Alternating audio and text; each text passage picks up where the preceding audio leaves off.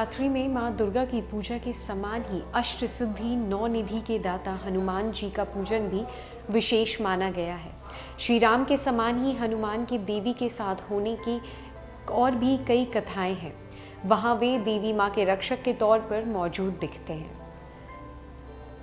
नवरात्रि के समय में हनुमान जी की पूजा आराधना विशेष फल प्रदान करती है। वैसे तो यह भी माना जाता है कि हनुमान जी सिर्फ जय सिया राम बोल देने से ही प्रसन्न हो जाते हैं, लेकिन हमारे धर्म ग्रंथों में हनुमान जी की पूजा आराधना की कुछ खास विधियां बताई गई हैं, जिनके द्वारा उन्हें प्रसन्न कर उनसे मनचाहा वरदान प्राप्त करने के अलावा उनके दर्शनों की इच्छा भी पूरी हो सकती है।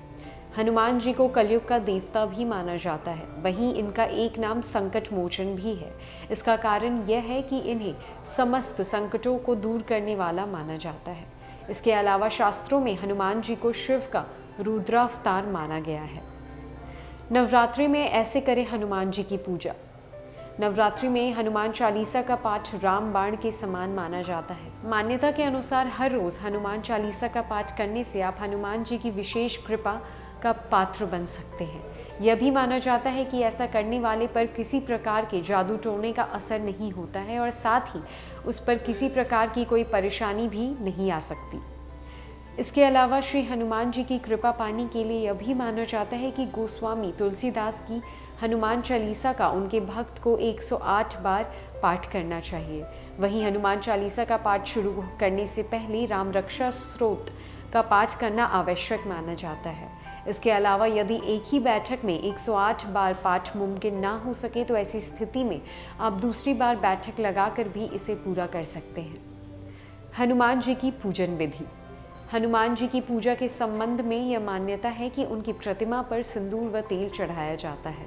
उनकी पूजा के समय ये बात खास ध्यान रखने वाली होती है कि उन्हें फूल भी पुरुषवाचक जैसे गेंदा, गुलाब आदि ही चढ़ाए जाए। रामायण और सुंदरकांड का पाठ हनुमान जी को अति प्रिय है। माना जाता है कि इससे प्रसन्न होकर वह तुरंत आशीर्वाद देते हैं।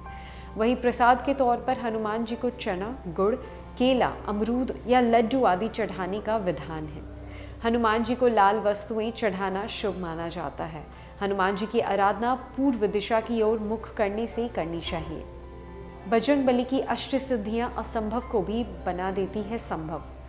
अष्ट सिद्धि नौ निधि के दाता असवरदीन जानकी माता। गोस्वामी तुलसीदास जी द्वारा लिखी गई हनुमान चालीसा के इस दोहे को आपने ना जाने कितनी ही बार दोहराया होगा, लेकिन हम में से अधिकतर ही यह जानते हैं कि आखिर वे यहाँ किन किन सिद्धियों की बात कर रहे हैं। कौन सी है वो अष्ट सिद्धियाँ जिसके दाता महाबली हनुमान बताए गए हैं? क्या वास्तव में इस संसार में ऐसी सिद्धियाँ भी मौजूद है जिनसे असंभव को संभव बनाया जा सकता है?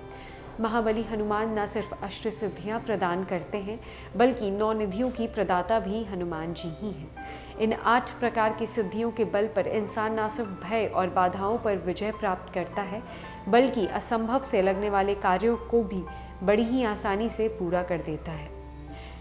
ये है 8 प्रकार की सिद्धियाँ। महाबली हनुमान द्वारा उपासकों को प्रदान की जाने वाले 8 प्रकार की सिद्धियाँ इस प्रकार है। पहला, अणिमा। दूसरा, महिमा। तीसरा, गरिमा। चौथा, लघिमा। पांचवा, प्राप्ति। छठा, प्राकाम्य। सातवां, इष्टत्व। आठवां, वशिष्ठत्व।